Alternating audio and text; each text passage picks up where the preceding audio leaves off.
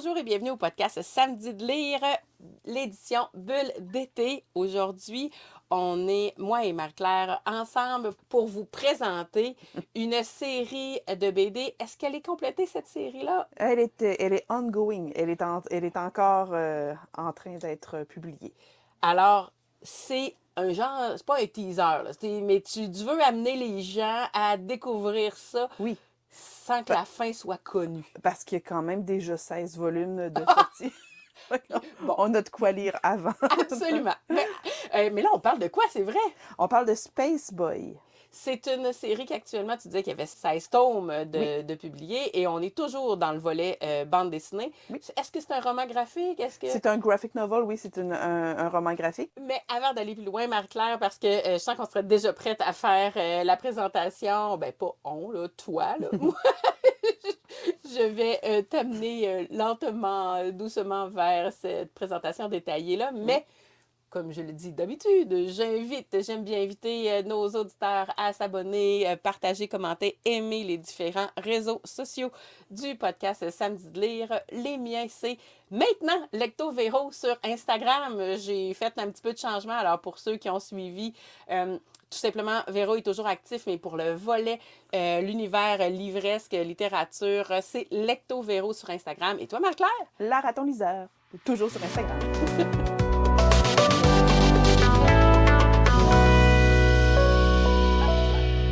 Là, on était déjà super allumé, enflammé. En tout cas, peut-être pas toi, mais moi, oui. Là, j'étais prête à commencer dans le vif du sujet. Euh, Moi, je les vois.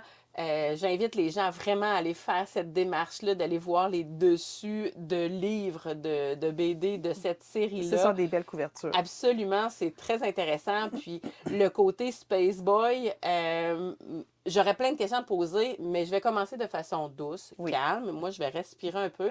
Je vais te céder la parole, puis je vais t'inviter Tu me à poseras nous, toutes les questions que tu veux au fur et à mesure. en premier lieu, nous présenter la BD. Puis après ça, ben, si tu as encore le goût de nous en faire un petit avis. Bien sûr.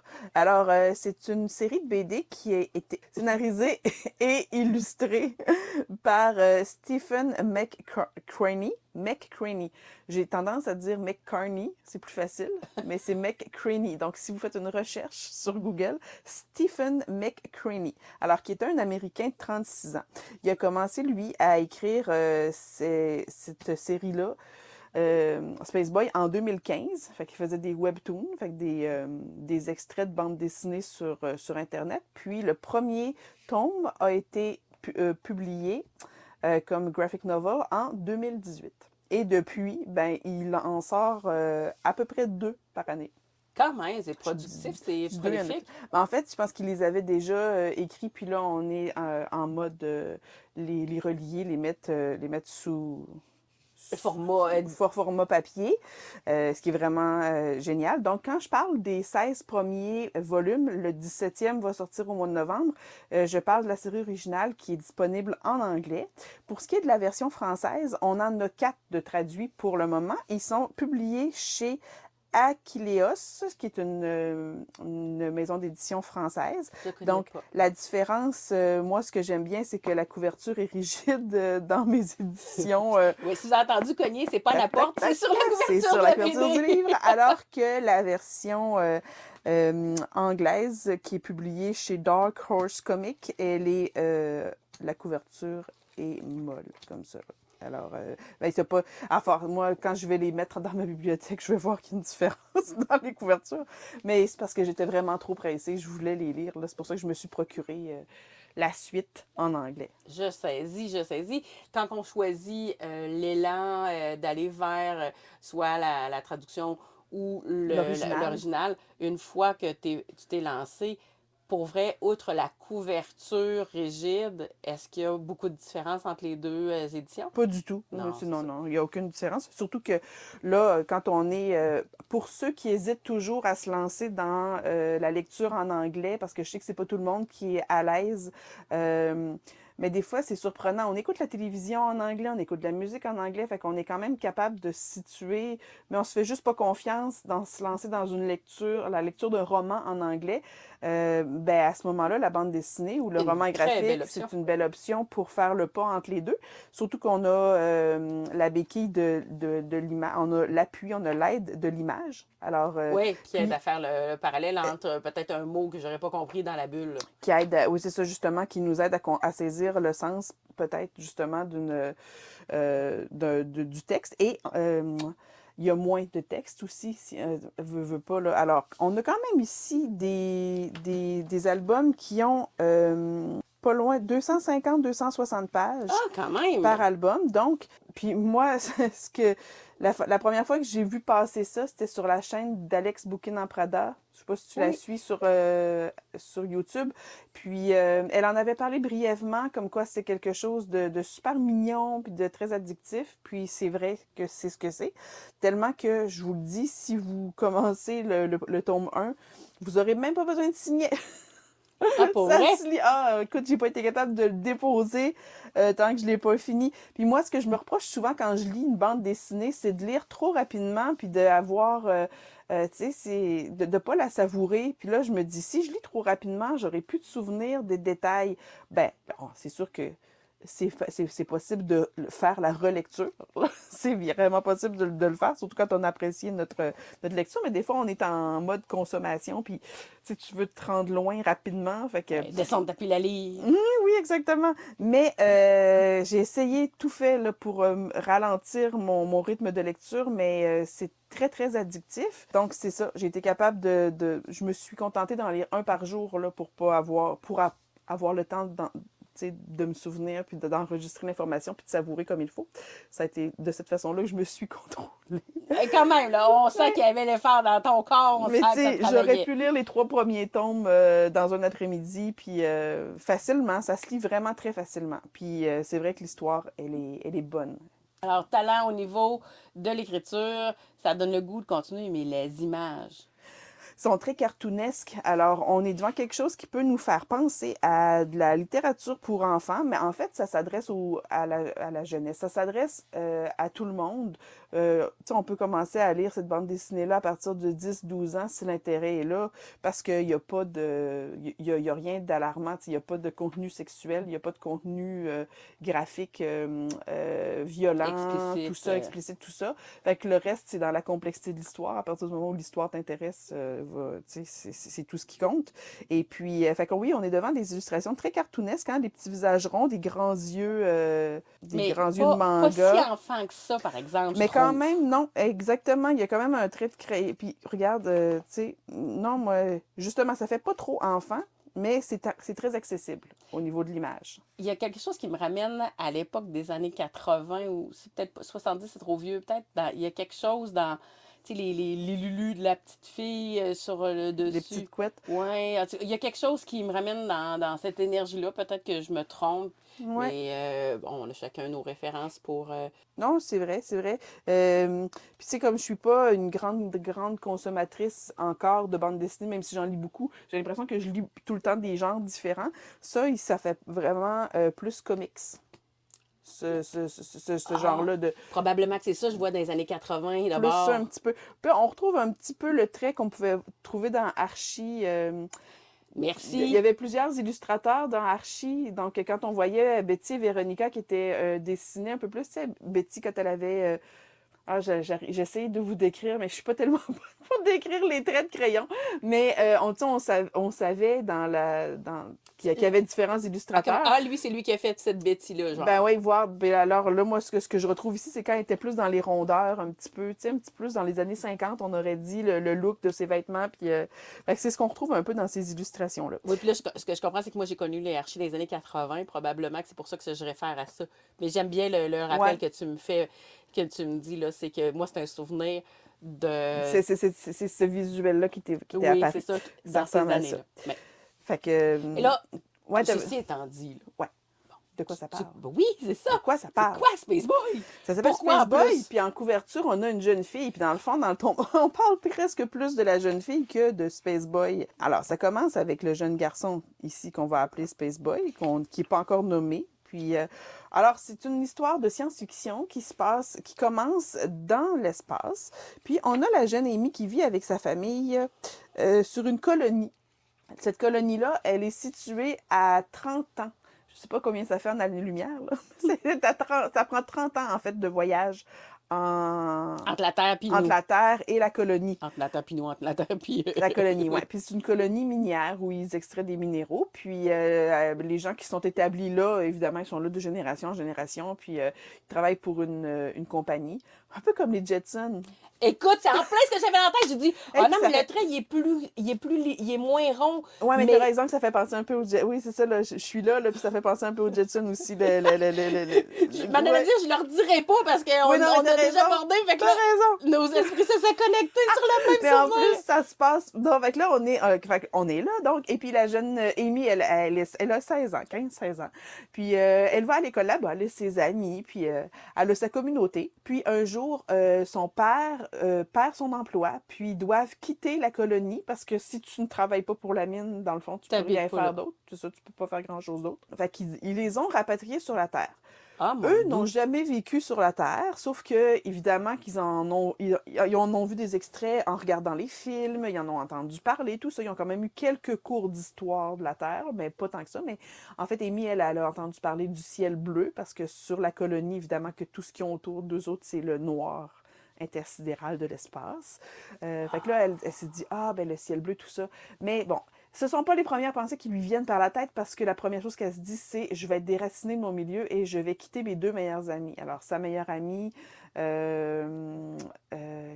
avec laquelle elle est amie depuis qu'elle est toute petite. Donc, ils ont des codes secrets ensemble. Tout ça, ils passent toute leur journée ensemble. Fait que là, son cœur saigne à l'idée de la quitter. Puis, en fait, pour faire le voyage, comme 30 ans, c'est long, ben, ils sont cryogénisés.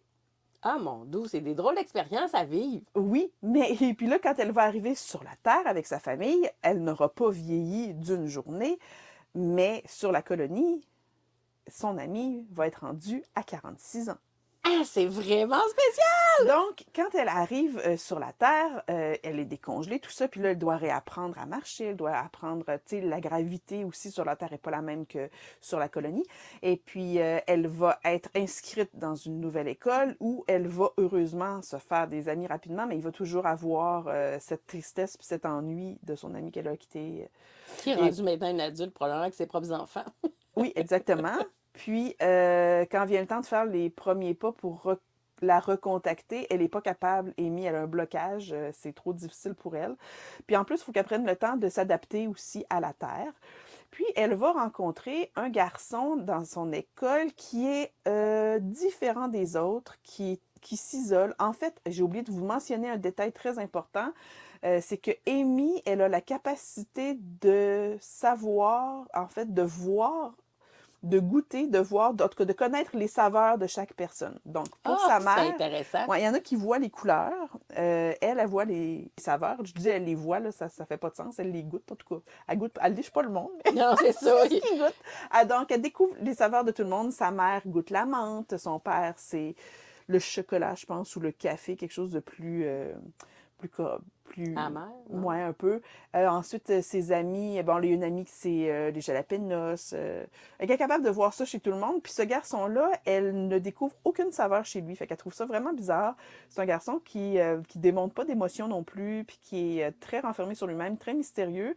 Puis elle essaie de lui parler à un moment donné, puis il est très distant. Puis c'est comme s'il la voyait pas. Puis en fait, on se rend compte que il a de la difficulté lui-même à faire la différence entre le rêve et la réalité.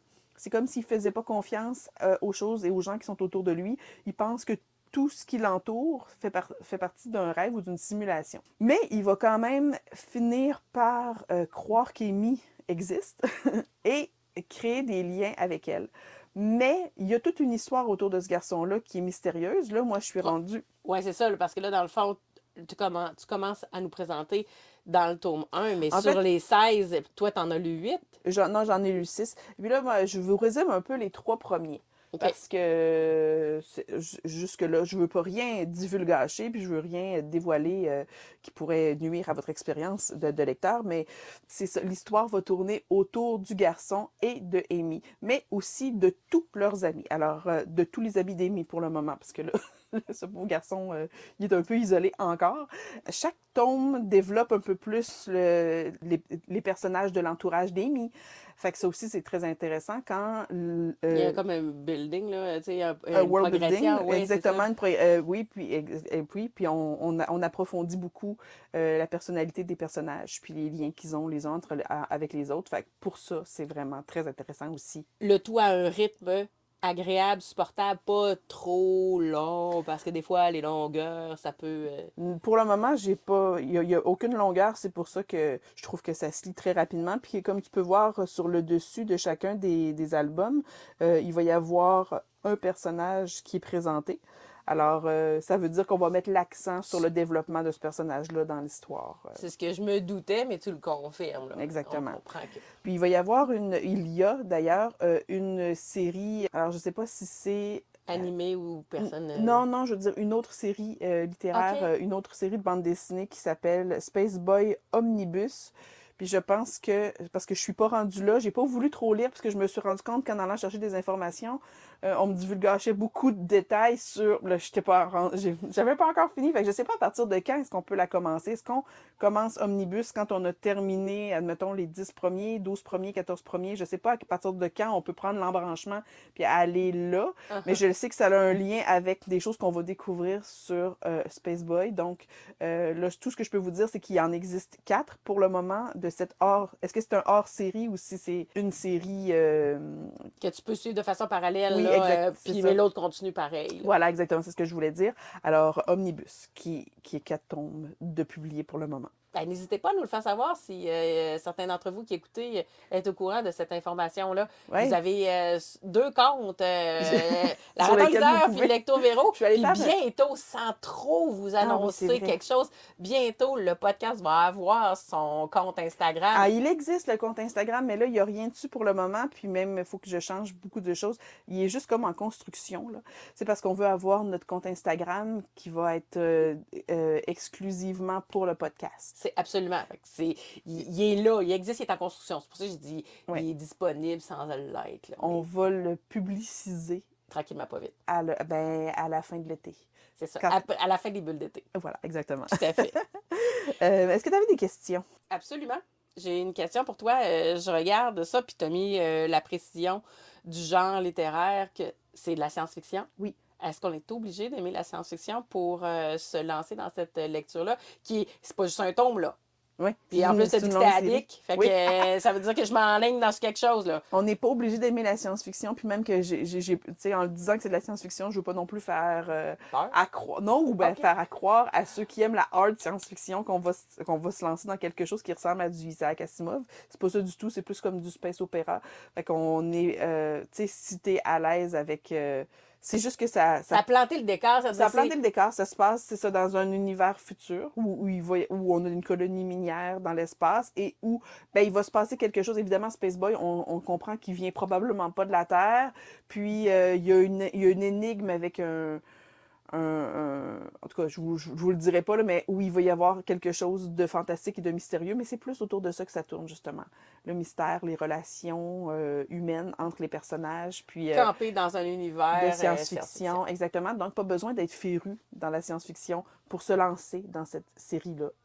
Pas du tout. Avec l'entrain et le dynamisme pour lequel tu en parles. Ben- Moi, ça me tente. Honnêtement, je la jugeais. Moi, je réalise en faisant les épisodes de podcast avec toi là, Ouais. que je pensais que j'étais une personne ouverte, tout ça, mais T'as j'ai des la préjugés? critique facile. Ah oui, j'ai la critique facile. Pour vrai, là, je me juge moi-même. Là. Je me trouve fatigante des Mais fois. trouvais-tu que ça avait l'air d'être une BD pour enfants, mettons? Ou, Non, contrairement à Elfie ou Elfie. Elfie puis Le les carnets de cerises, là, j'ai pas eu ce coup d'œil-là. J'aurais Ok. dit plus ado. Oui. Tu sais, Mais tu sais, on a fait la déconstruction pour les 2 autres séries de BD, Ouais. là. Alors, j'arrivais avec l'enregistrement avec un esprit beaucoup déjà plus ouvert. Mais tu sais, on reste dans l'adolescence, mais ça m'était pas paru le volet jeunesse. Mais il y a un petit quelque chose qui donne envie de l'extérieur. Moi, c'était de la curiosité du pourquoi Space Boys, puis c'est une fille, ben pas Boys, là, mais Boy, puis c'est une fille, c'est le dessus. Fait que, Mm. bon, c'est quoi cette histoire-là, je veux savoir.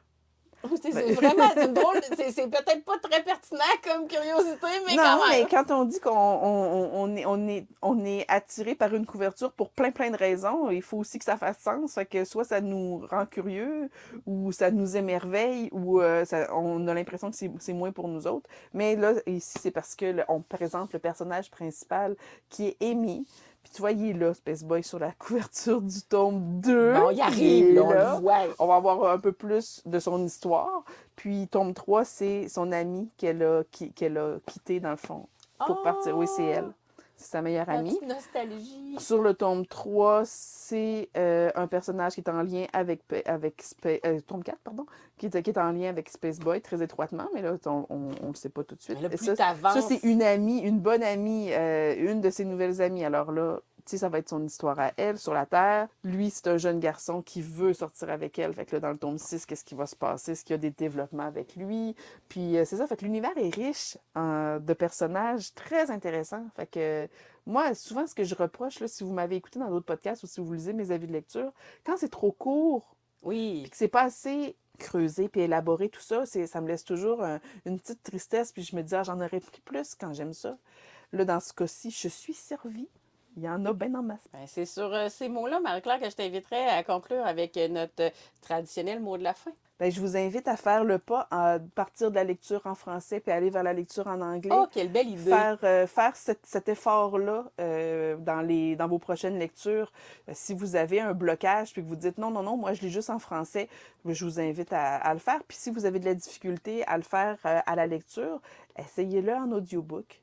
Et puis, tu sais, là, on parle de l'anglais parce qu'on habite au Canada puis c'est les 2 langues officielles, mais ça pourrait être l'espagnol, Ça pourrait ça être pourrait être l'espagnol. l'italien, Oui, oui. l'allemand, le Ça, chinois, le ça mandarin, pourrait peu importe, le essayer, et c'est chinois. ça.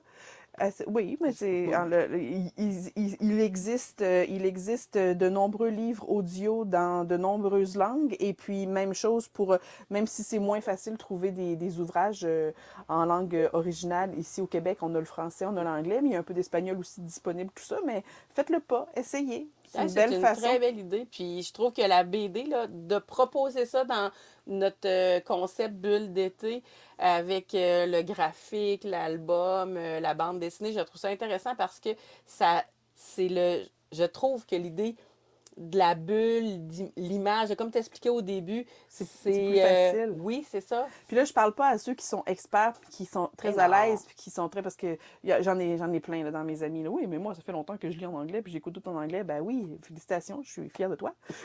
Mais là, je parle à celui qui a de la misère. Tu sais, celle qui se fait pas confiance, puis celle qui se dit, ah, tu sais, moi, j'ose pas parce que, tu sais, je veux pas perdre mon temps, puis je veux pas dépenser des sous pour quelque chose que je lirai pas, ou...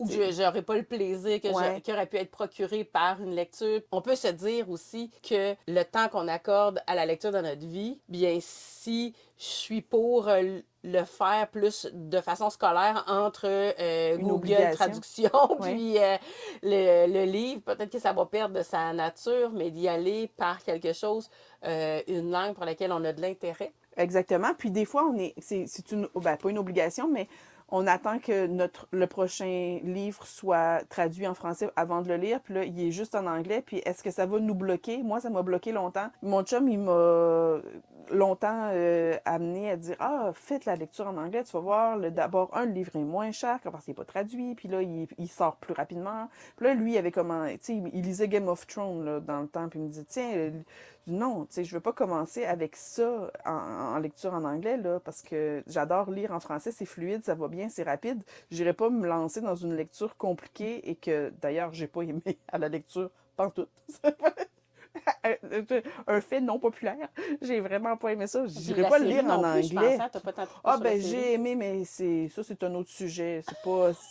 Oui, je disais que j'aimais mieux Stranger Things. Et c'est vrai que j'aimais mieux Stranger Things que Game of Thrones. Mais tout ça pour dire Ouais. que pourquoi se lancer dans quelque chose de très grand? Quelqu'un qui va apprendre à lire le français va pas commencer avec un livre de Victor Hugo non plus, là. Fait que, voilà. Même ceux qui parlent français vont peut-être pas faire Peut-être pas. lire du Victor Voilà. Hugo. Donc, Je comprends. c'était ça pour mon mot de la fin. Hey, merci, Marie-Claire, Ça fait pour plaisir. cette présentation de série de romans graphiques qui est un jeunesse, pas tant jeunesse, un jeunesse pas enfantin, un Ouais, jeunesse voilà. plus adolescent, assumé avec une histoire intrigante et Ouais. mystérieuse qui donne le goût de, comme on dit en anglais, page turner, c'est ça? Exactement. Ça, c'est mon page turner de l'été. Wow! Pas de signet nécessaire pour lire ce livre-là. Voilà. C'est ça. Et c'est sur cette invitation à vous rendre à la librairie, bibliothèque pour découvrir Space Boys que nous vous souhaitons une très belle journée en compagnie des mots. Mais juste avant de terminer, bien, je vous invite de nouveau à nous suivre sur nos différents réseaux sociaux. Pour moi, c'est Lectovero La raton-liseur. sur Instagram et le volet podcast est disponible sur YouTube ou votre plateforme d'écoute de balado préférée. Et en attendant notre prochain partage, je vous souhaite à tous de passer de magnifiques moments en compagnie